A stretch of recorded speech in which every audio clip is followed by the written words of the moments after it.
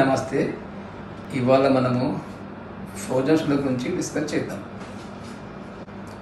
భుజంలో తీవ్రమైన నొప్పి, భుజం బిగుసుకపోవడం, భుజం ఎత్తడం కూడా చాలా ఇబ్బంది పడడం మనం సాధారణంగా అబ్జర్వ్ చేస్తుంటాం. దాన్నే మనము ఫ్రోజన్ షోల్డర్ అని అంటాం. మెడికల్ టర్మినాలజీలో దీన్ని periarthritis shoulder or adhesive capsulitis అని అంటాం. ఇది 5% పీపుల్లో వచ్చే అవకాశం ఉంటుంది. యూజువల్గా ఒక 40 to 60 years వయసు పైబడిన వారిలో మనం ఎక్కువ అబ్జర్వ్ చేస్తూ ఉంటాం. ఇవాళ మనము ఈ ఫ్రోజన్ షోల్డర్ ఎలా వస్తుంది, దాన్ని ఎలా డయాగ్నోస్ చేస్తామో, ఎలా ట్రీట్ చేస్తామో చూద్దాం. అనాటమీని పరిశీలన చేస్తే దీన్ని హ్యూమరస్ అంటాము. దీని హ్యూమరల్ హెడ్, ఇది స్కాపులా ఆర్ షోల్డర్ బ్లేడ్, ఇది క్లీనెడ్ క్యావిటీ. దీని చుట్టూరంగా క్యాప్సుల్ అనేది ఉంటుంది. ఈ క్యాప్సుల్ థిక్ కావడం వల్ల ఆర్ మందం కావడం వల్ల ఈ ఫ్రోజన్ షోల్డర్ వచ్చే అవకాశం ఉంటుంది. కారణాలను పరిశీలన చేస్తే స్పష్టమైన కారణం అంటూ వీరిలో మనకు కనిపించదు.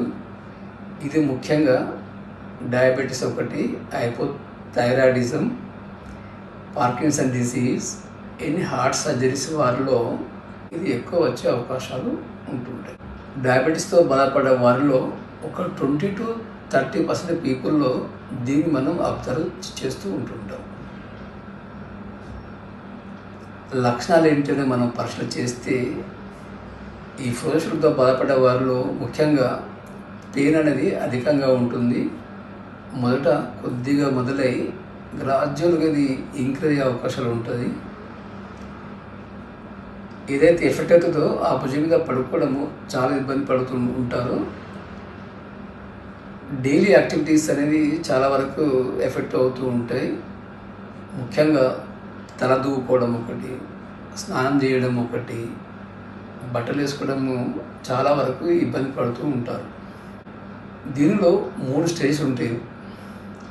ఫస్ట్ ఒకటి పెయిన్ఫుల్ స్టేజ్ అంటాము, సెకండ్ దాన్ని ఫ్రోజన్ స్టేజ్ అంటాము, థర్డ్ దాన్ని రికవరీ ఫేజ్ ఆర్ థానింగ్ ఫేజ్ అని అంటూ ఉంటాం. ఈచ్ ఫేజ్ ఒక 6 months to 1 year వరకు ఉంటుంది. How to diagnose the frozen shoulder అంటే క్లినికల్ హిస్టరీ ఒకటి, ఫిజికల్ ఎగ్జామినేషన్ ఒకటి, అల్ట్రాసోనోగ్రామ్. ఈ అల్ట్రాసోనోగ్రామ్లో హై ఫ్రీక్వెన్సీ అల్ట్రాసోనోగ్రామ్ అనేది వాడుతూ ఉంటాము. దీని ద్వారా ఈ క్యాప్సుల్ ఎంత మందంగా ఉందో కనుక్కుంటాము. ముఖ్యంగా ఈ ఇన్ఫీరియర్ క్యాప్సుల్ అనేది ఆ థిక్నెస్ని బట్టి ఈ ఫ్రోజన్ షోల్డర్ అనేది డిపెండ్ అవుతూ ఉంటుంది, సివియారిటీ అనేది. MRI is the diagnostic method అనుకోవచ్చు. దీని ద్వారా ఈ క్యాప్సుల్ థిక్నెస్ ఒకటి, ఎనీ ఎఫ్యూజన్స్ కానీ అంటే వాటర్ ఫామ్ కావడం, మజిల్ టేయర్స్, చాలా వరకు ప్రాబ్లమ్స్ అనేది దీనిలో అర్థమవుతూ ఉంటుంది. So how to treat the frozen shoulder అంటే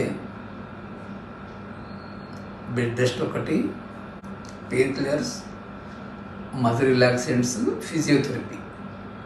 వీరిలో మనము బ్యాలెన్స్డ్ ఫిజియోథెరపీ అనేది అడ్వైస్ చేస్తాము. ఎందుకనగా ఓవర్ స్ట్రెచింగ్ వల్ల ఇంకా క్యాప్సుల్ థిక్నెస్ అయిపోయి డిసీజ్ అనేది ఫర్దర్గా వర్సన్ అయ్యే అవకాశం ఉంటుంది. కాబట్టి బ్యాలెన్స్డ్ ఫిజియోథెరపీ అంటే మరి ఓవర్గా చేయకుండా మరి తక్కువ చేయకుండా బ్యాలెన్స్గా చేయడం ద్వారా ఈ పెయిన్ అనేది తగ్గడం జరుగుతూ ఉంటుంది. ఒక 3 months వరకు ఈ పెయిన్ కిల్లర్స్ అడ్వైస్ చేస్తాము. రికవరీ కాని వారికి మేము కొన్ని ఇంజెక్షన్స్ ఇవ్వడం జరుగుతుంది. ఆ ఇంజెక్షన్స్ అల్ట్రాసోనోగ్రామ్ కానీ సిఎం గైడ్ ద్వారా కానీ ఇస్తూ ఉంటాం. ఇది ఎందుకంటే ఈ పెయిన్ఫుల్ స్టేజ్ వారికి క్యాప్సుల్ అనేది ఇన్ఫ్లమేటరీ రియాక్షన్స్తో పెయిన్ అనేది ఎక్కువ వచ్చే అవకాశం ఉంటుంది. సో ఇన్ఫ్లమేషన్ రియాక్షన్ తగ్గడానికి ఇంట్రా ఆర్టికులర్ స్టెరాయిడ్ ఇంజెక్షన్స్ ఇవ్వడం జరుగుతుంది. ఇందులో ఒక 40 mg ఆఫ్ ట్రామ్సిలోన్, 1% ఆఫ్ జైలకిన్, ఒక 5 ml ఇవ్వడం ద్వారా ఈ ఇన్ఫ్లమేటరీ రియాక్షన్ తగ్గి 99% పెయిన్ అనేది తగ్గే అవకాశాలు ఉంటాయి. వీరిలో కొద్దిమందికి సూప్రాస్కాపులర్ నర్వ్ బ్లాక్ ఇవ్వడం ద్వారా పెయిన్ తగ్గవచ్చు. సెకండ్ స్టేజ్లో పెయిన్ అనేది దాదాపు ఏముండదు. వీరికి మూమెంట్స్ అనేది చాలా వరకు ఎఫెక్ట్ అవుతాయి. కాబట్టి ఇది ఎందుకు అవుతుంది? క్యాప్సూల్ అనేది థిక్నెస్ వల్ల అవుతుంది. సో ఆ క్యాప్సూల్ అనేది బ్రేక్ చేయడం ద్వారా ఈ మూమెంట్స్ అనేది తిరిగి తీసుకువస్తాం. ఎలా చేస్తామంటే మా హాస్పిటల్లో హైడ్రో డైలటేషన్ మెథడ్ ద్వారా ఈ క్యాప్సూల్ బ్రేక్ చేసి ఈ మూమెంట్స్ అనేది తిరిగి తీసుకొస్తాం. సియామ్ అల్ట్రాసోనోగ్రామ్ ద్వారా ఒక 50 ml ఆఫ్ నార్మల్ సెలైన్, ఒక 40 mg ఆఫ్ ట్రామ్సిలోన్ ఈ రెండు మిక్స్ చేసి ఈ క్యాప్సూల్ లోపలికి ఇవ్వడం ద్వారా, అంటే ఇంట్రాఆర్టికులర్ ఇవ్వడం ద్వారా క్యాప్సూల్ బల్జ్ అయిపోయి బ్రేక్ అవుతుంటుంది. ఈ బ్రేక్ అయినప్పుడు షోల్డర్ జాయింట్ మూమెంట్స్ అనేది తిరిగి వచ్చే అవకాశం ఉంటుంది. కొన్నిసార్లు ఈ suprascapular nerve block, radio frequency ablation కూడా ఇవ్వడం జరుగుతూ ఉంటుంది. కొన్ని పరిస్థితులలో క్యాప్సూల్ థిక్నెస్ అనేది చాలా అధికంగా ఉంటుంది. వారికి మేము ఆర్థోస్కోపీ ద్వారా ఆ క్యాప్సూల్ అనేది కట్ చేస్తాం.